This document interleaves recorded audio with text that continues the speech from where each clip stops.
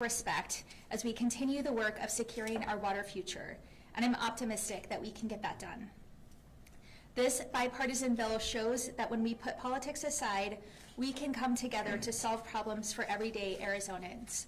While it's not perfect, I'm glad that we are able to deliver relief for the residents of the Rio Verde Foothills. Moving forward, I promise to keep working across the aisle to protect water for every Arizonan and ensure that we continue our growth and make Arizona the best place to live, work, and raise a family. And again, I want to extend my deep gratitude to those who made this happen. Thank you. And with that, I will turn it over to Meredith DeAngelis, who's the chair of the Rio Verde Foothills Standpipe District Board. Thank you. Yes, you did. Thank you so much. Well, it is an honor to be here today. It's been a long time coming, and we're very, very excited. So first, I would like to thank Governor Hobbs for signing SB 1432 so that my family and so many others in Rio Verde Foothills can secure affordable water for our homes again. I moved out to Rio Verde Foothills about 11 years ago from Scottsdale. My daughter was 2 years old at the time, and we wanted a home for land, gardens, chickens, space for just outside living, mountain bike riding, stargazing. It's just beautiful if you've not been out there. Once we moved in, we just fell in love with our home, and just the beautiful desert living out there is incredible. We never had a well in our home. When we moved in, our realtor said it was common for the area to be on hauled water. We never really imagined that we would be in the situation we are today, and if it wasn't for this bill, I really can't imagine what would have happened to our home. So I sincerely thank everyone who supported this bill, and I would especially like to thank Senator Wadsack for getting it done. It was an amazing feat. Senator Kavanaugh also was involved, Representative Collin, and Representative Tarek. So thank you so much for being involved and for appointing this team and this board. I'd like to thank again Governor Hobbs for appointing me. I am the chair of the board. Also Senator Peterson for his appointee, Representative Toma, and Commissioner Susan Nicholson with the Real Estate Department, and Tom Bushotsky as far as Department of Water Resources, all appointed people for this board. You guys made an excellent choice in the board members that represent the community and what we need. I'd also like to thank the board. Most of us are here today, so Kent Thomas, Mike Miola, Thomas Braun, and Chris Strafowski for serving on the board with me. The board has been incredibly busy. We jumped in super fast. We took our oath of office. We went through training on open meeting laws since we're all new to being on a government board. Established a website for communications. We started on July 20th with our open meetings. We have about 2 a week, making great progress. Let's see, we've been having great meetings with key stakeholders. We look forward to signing agreements with both EPCOR and the City of Scottsdale to ensure that the Rio Verde Foothills community has water for their homes for this interim solution. After that, we'll keep the community appraised of everything that's going on as far as key milestones for the long-term solution with EPCOR that is currently under review with the Arizona Corporation Commission. So I'd like to thank City of Scottsdale, EPCOR, the community, and my fellow board members for their willingness to help us. I'm optimistic that together we can get affordable water back to the Rio Verde Foothills community. There's been several other elected officials, staffers, and so many others that have worked incredibly hard for our community. So I'd just like to thank everyone for that. Thank you.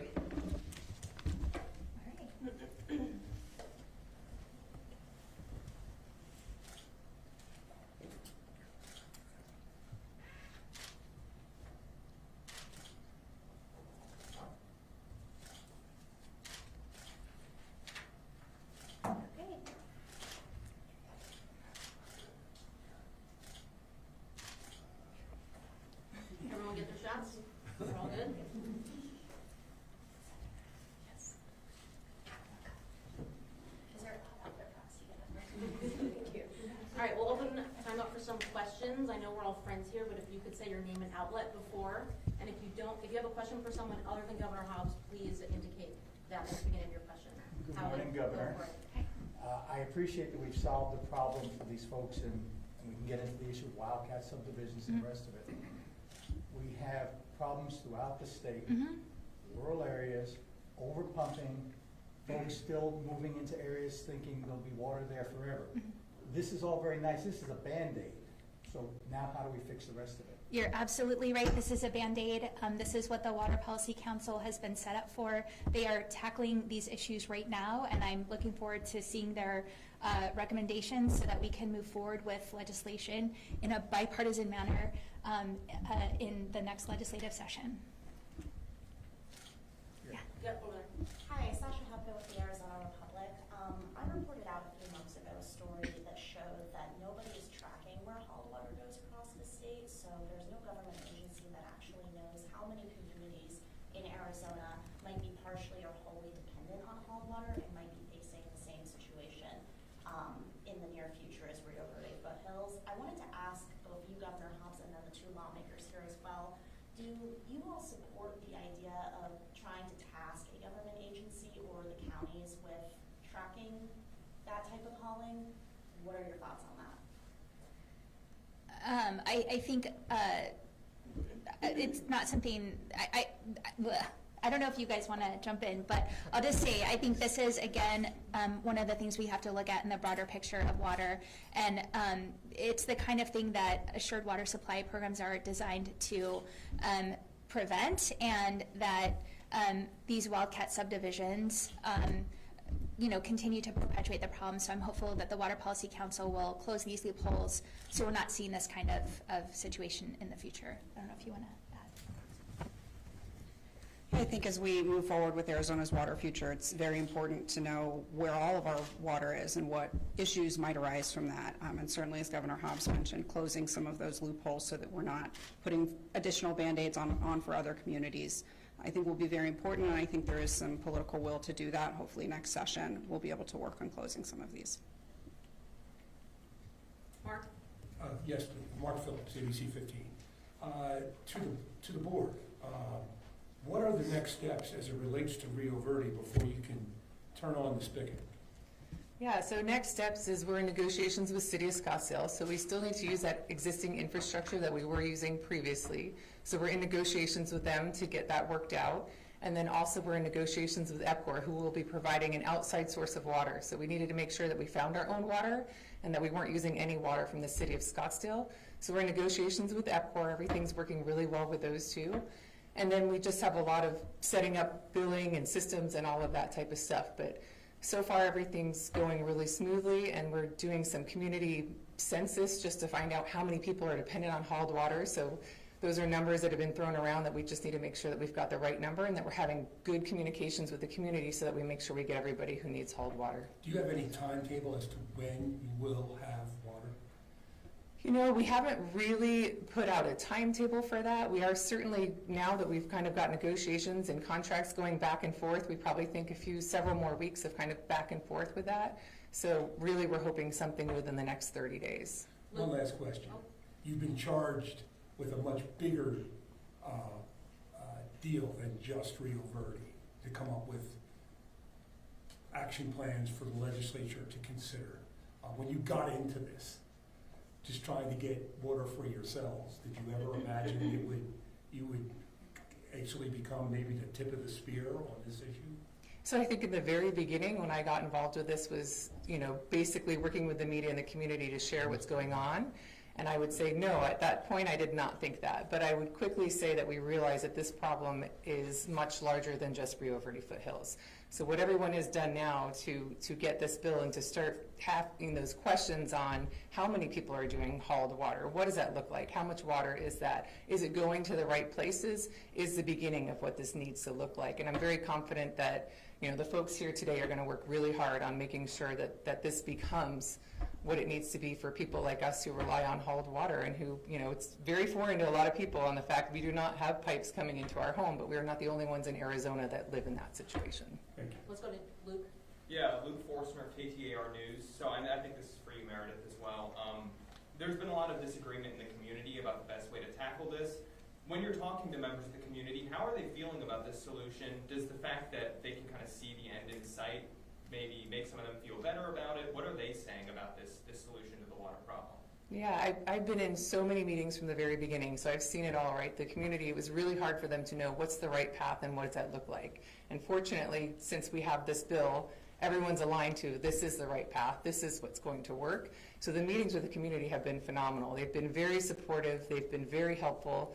I feel very optimistic that they'll be happy once, we haven't really necessarily shared dates yet, but I think as long as they know that water is going to start coming back in the next 30 days, I think they're going to be very relieved. It's hot and everyone's worried, and there's a lot of people out there with horses, and they want to just make sure that this is successful, and they've really helped us make sure we do that.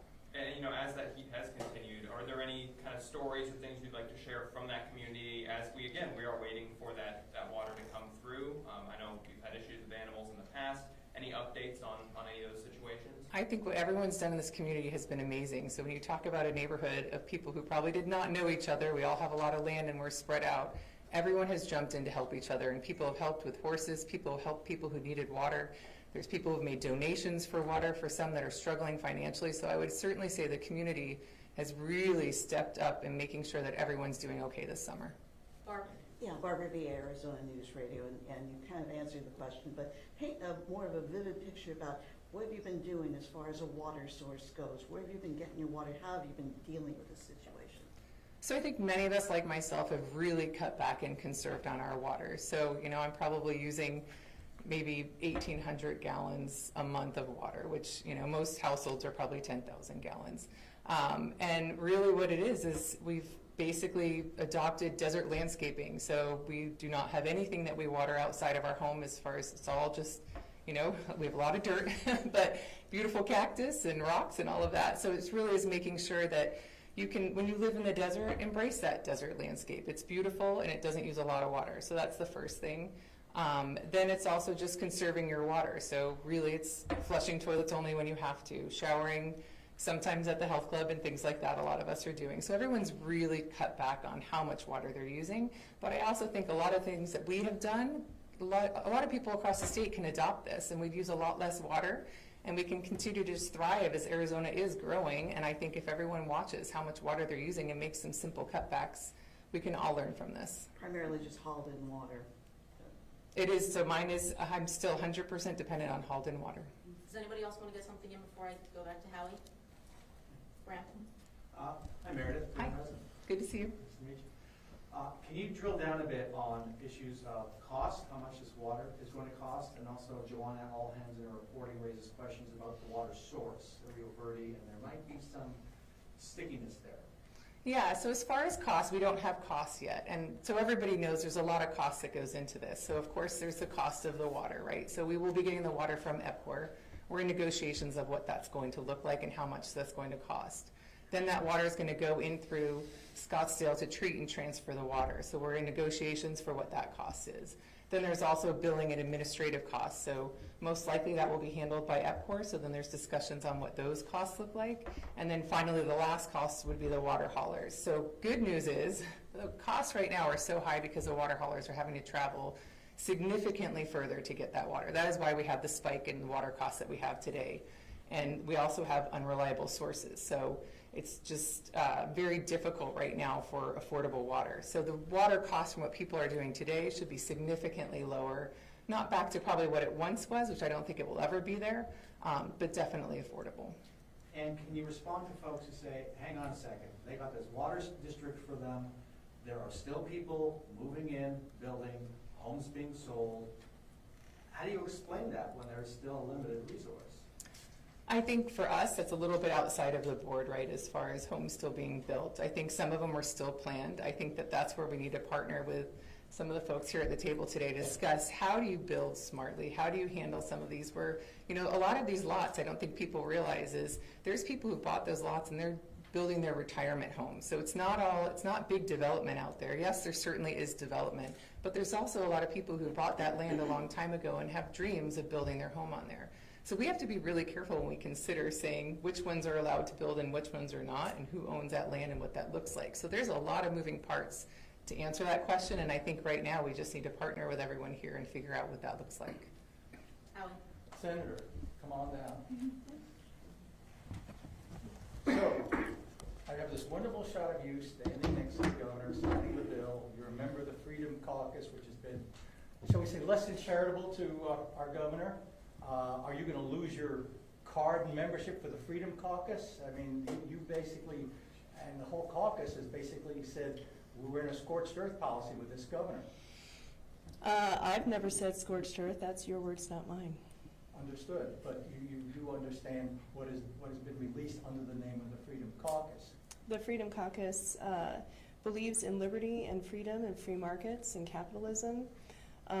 When it comes to these water issues, we have issues in southern Arizona, just like we've had in the Rio Verde district. Picture Rocks, Vail, Saurita, 3 Points.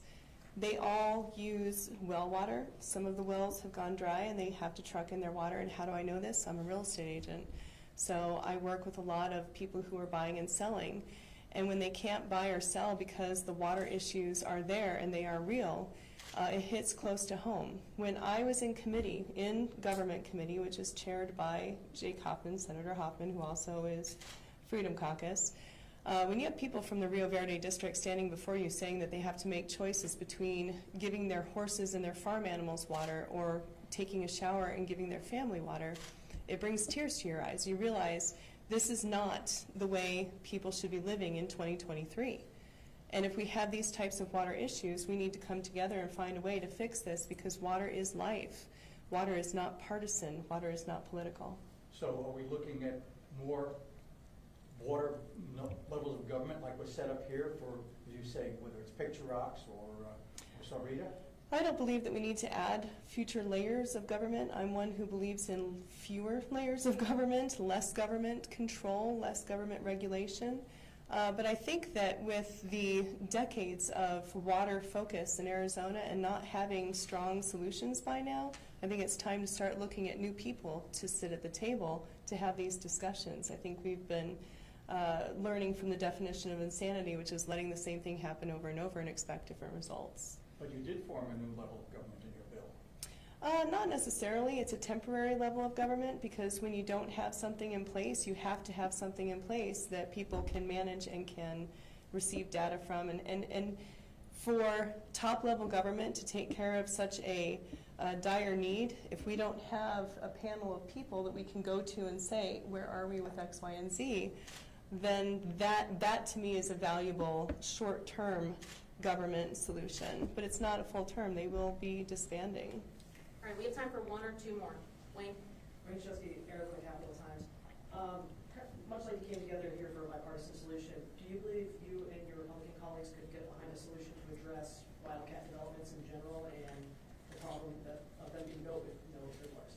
Yes, one of the things I'm very proud about is my relationship with Representative Colladin, Representative Kavanaugh, and Representative Tarek. And the fact that we were able to come together at this point in juncture, we had more issues with some of the people in my own party than I did working across the aisle. So we need to remember, water is not political.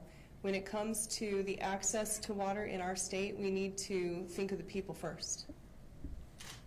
Easy family. Governor, Gibby AZ family, a little off topic here. Yesterday, President Trump announced he is not debating. How does that make you feel when Republicans slammed you last year for not debating? I have not given it any thought at all. Come on, it's a softball, Governor. Come on, come on. All right, Mark, let's finish this off. Also off topic, Governor, I'd just like to ask you about the issues with DCS and the records. First off, is your office supplying any additional support to that agency to help them work their way through this?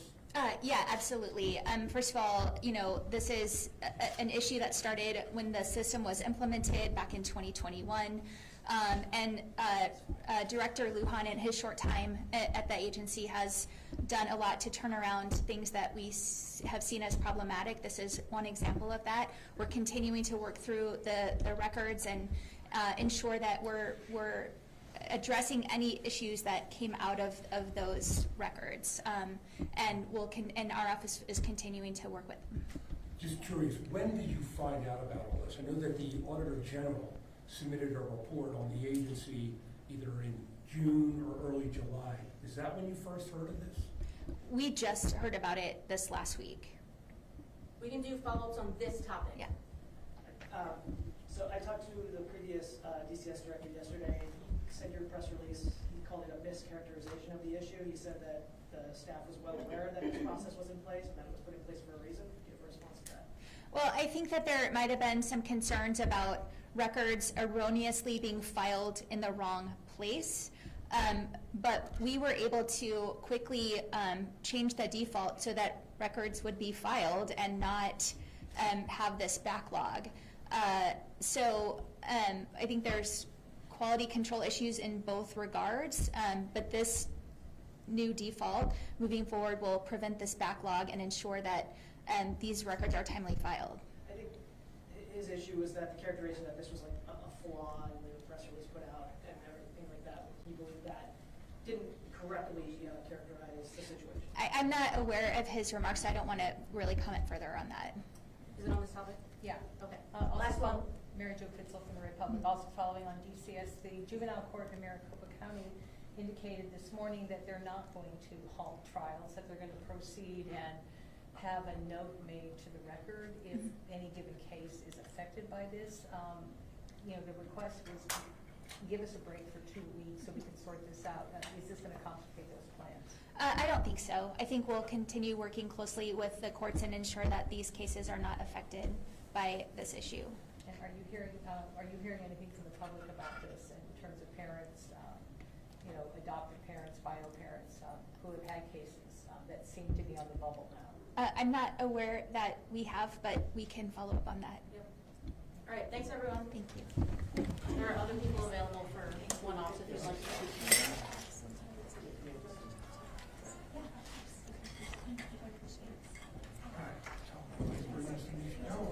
Go ahead. Thank you so much for your help.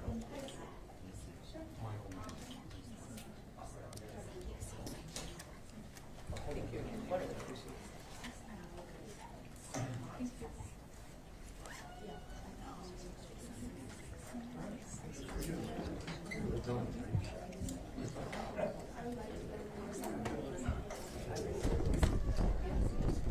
Are you all members of the board?